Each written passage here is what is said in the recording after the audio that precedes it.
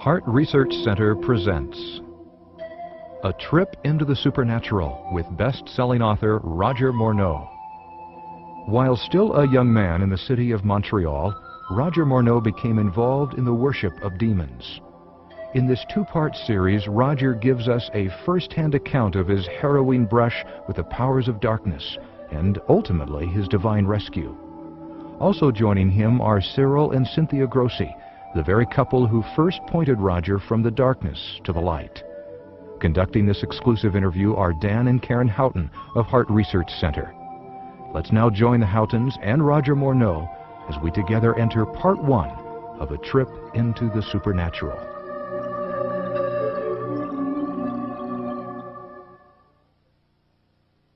How in the world did you ever get involved in praying to demon spirits?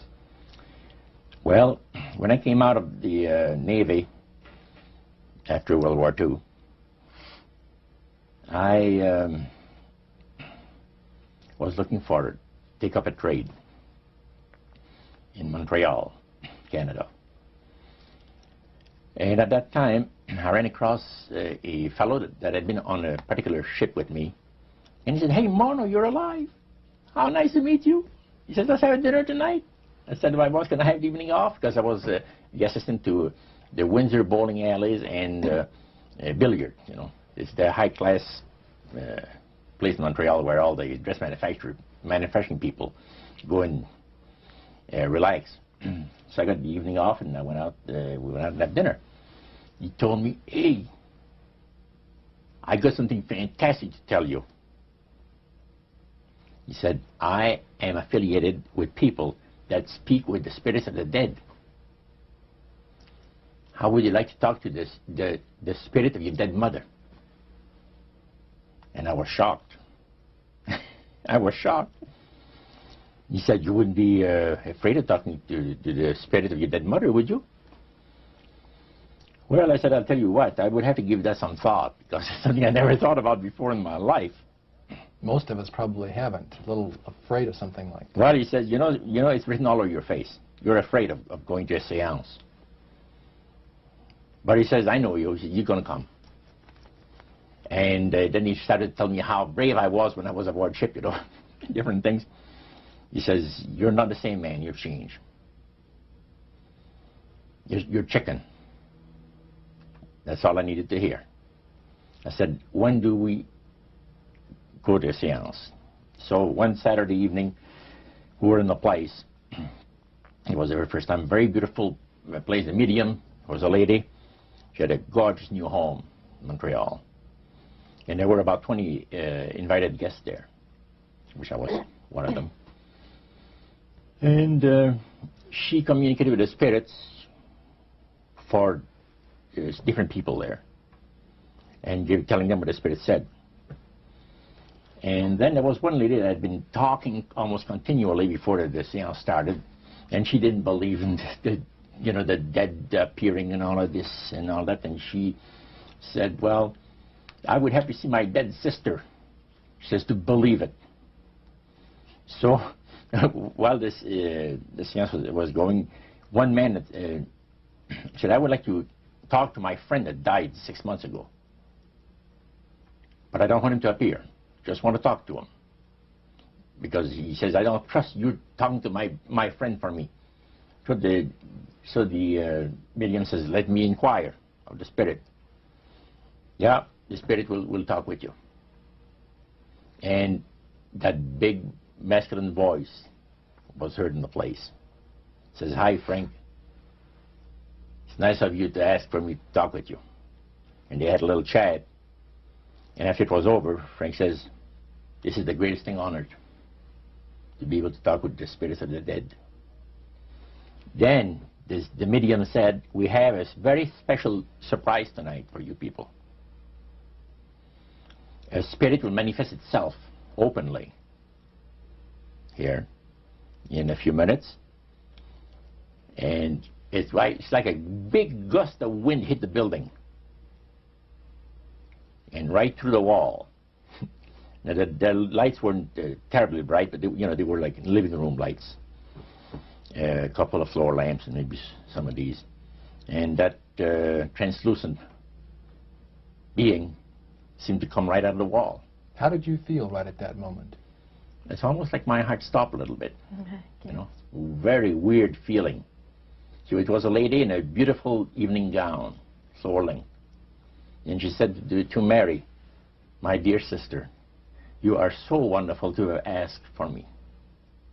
And Mary fainted and fell right off her chair on the floor. And a couple of guys jumped up and picked her up, and spirit gone. And that was the beginning of it. That's how you got into it. Yeah, that's the way I got into it. After a while, you see, there's something interesting about the human mind. You can adjust an awful lot of stuff. You can adjust to a lot of things that would terrify you to begin with. After a while, they become common and ordinary. So you mean contact with the supernatural can become commonplace and ordinary and doesn't bother anybody?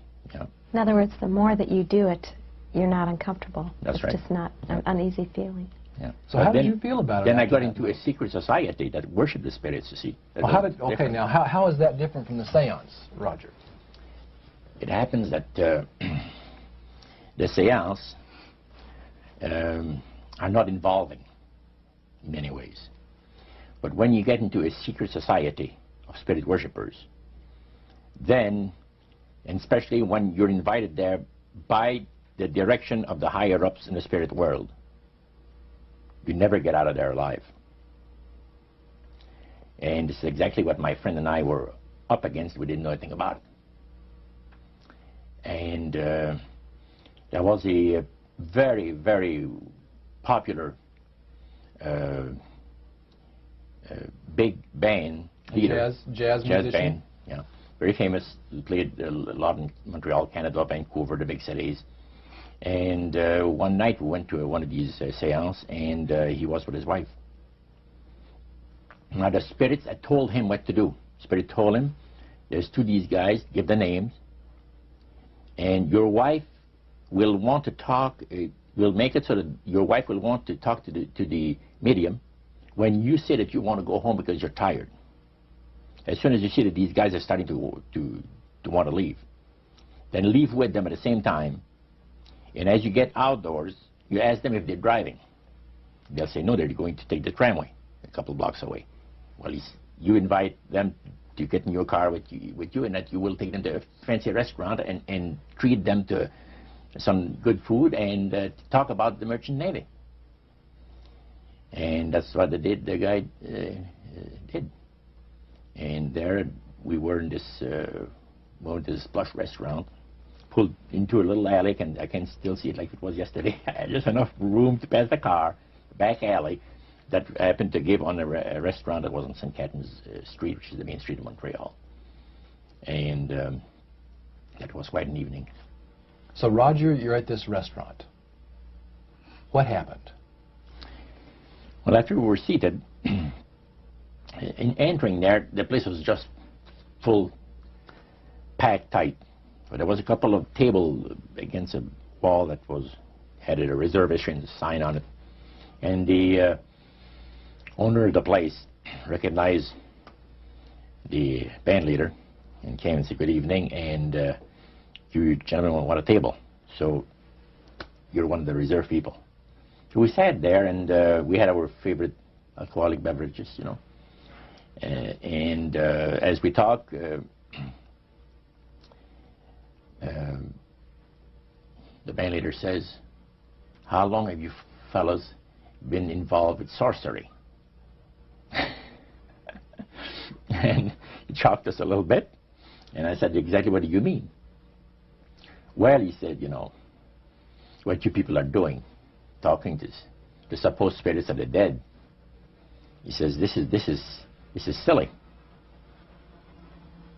And this man had been at the seance with you. Yeah, oh yeah. And he's telling you that it's silly what you've just done. Because see, my wife, he says, goes to these seances because she gets comfort and she gets something good out of it, good feeling out of it.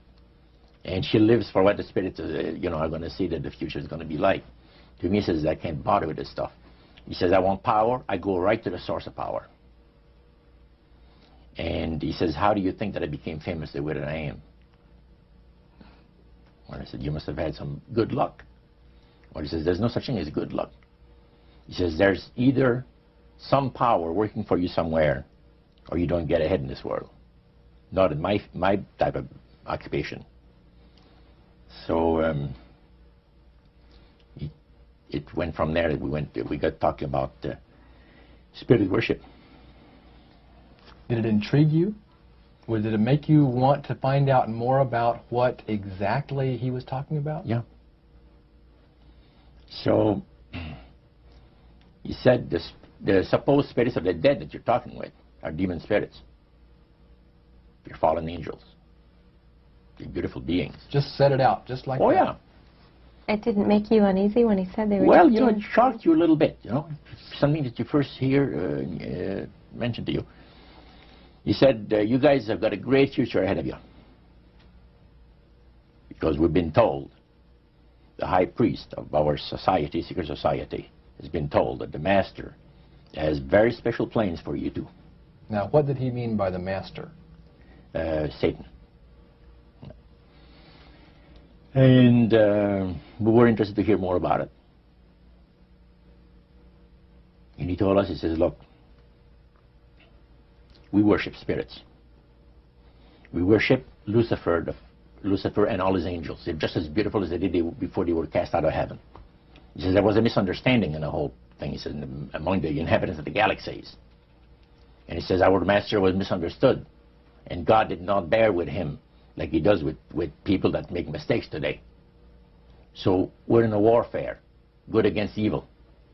And we happen to be the evil ones, but we're not that bad. He says, I look at this business between the forces of good and evil. He says, you believe in one person believes in God, and everyone believes in Lucifer. It's like politics. So the great controversy is real.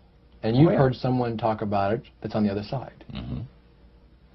And to these people, they are sold to the fact that Christ will not return to this planet with power and great glory.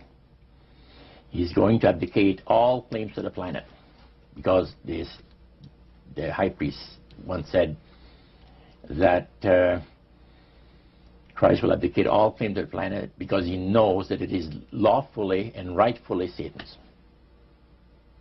And at that time, he says, Lucifer, you mentioned Lucifer a lot of times, but he mentioned Satan also. He says, the master, usually they like to talk about the master will resurrect his people from the graves.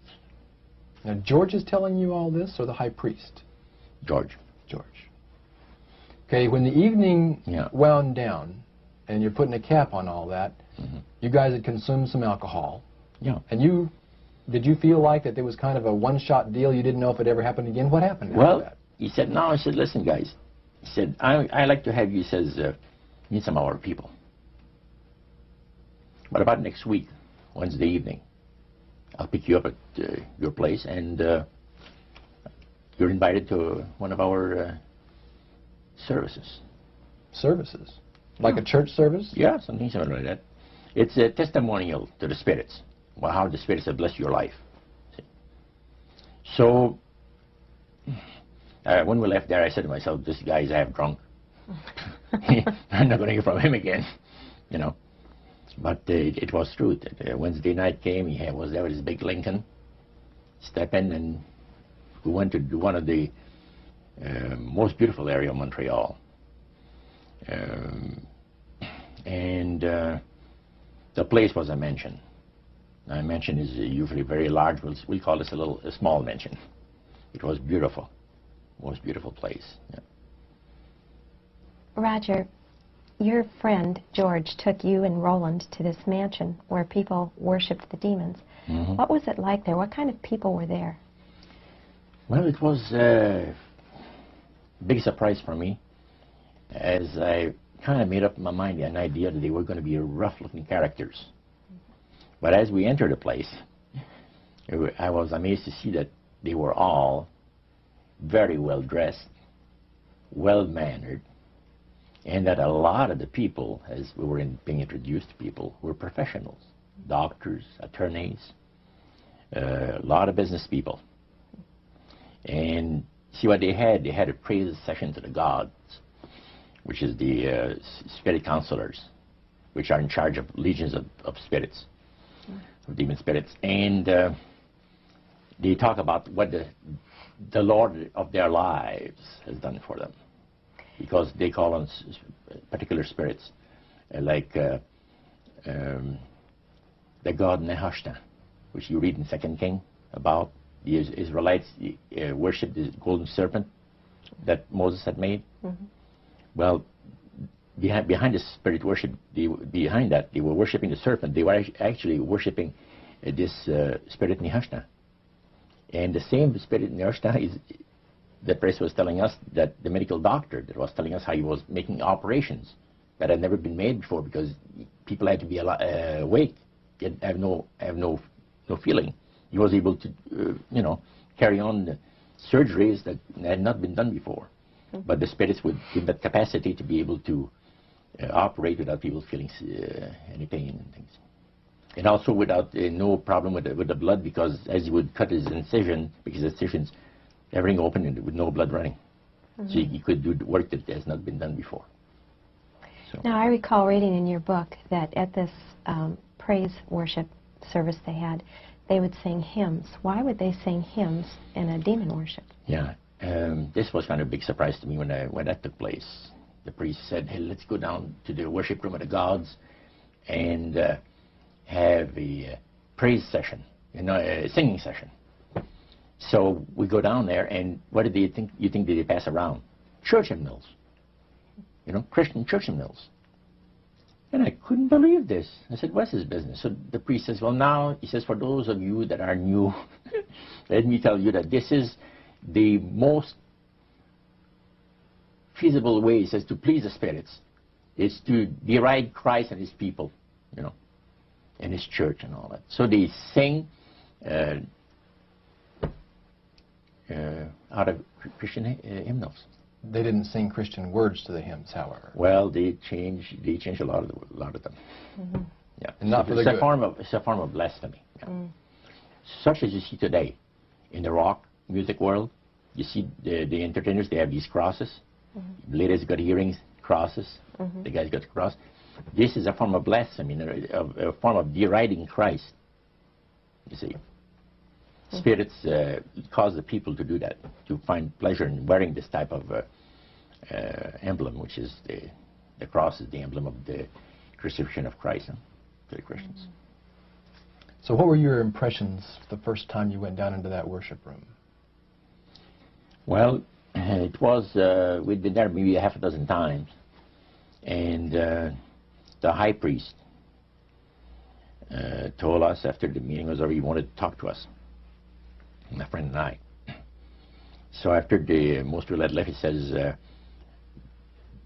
"The master of my life has revealed to me that it is time for you people to become acquainted with the worship room of the gods." Well, we started to move toward a beautiful grand staircase. Beautiful. The banister was huge. It was massive, and the wrought iron work that they had done in it was super. The beautiful decorations on the walls, the chandelier on the first landing. See, that was the first landing. You go down about 8 or 10 steps, and then you had the first landing. It was huge and beautiful. The light arrangement was the nicest I had ever seen in my life. When we got into this sanctuary area, it wasn't very brightly lit, but everything was magnified the beauty of certain things. Like a lot of the things were gold-plated or gold trims. See, the little altars where they had the spirits that had materialized. They photographed them, and then they had paintings made of them.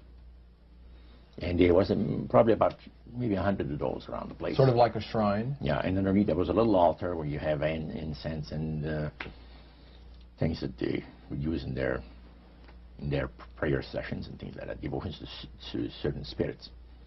And some of the objects in there, the priest said, were solid gold. it was a unique experience to see that. So how did you feel when you walked into that room? I felt that these people had power, and they had a lot of it. Did that attract you? Yes and no. You had mixed feelings about it? I had mixed feelings about it, yeah.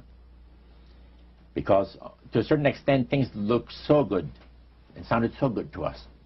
But you see, I'd been brought up in a Christian home where my parents had told us we were 8 children in the family, and especially the older ones, you know.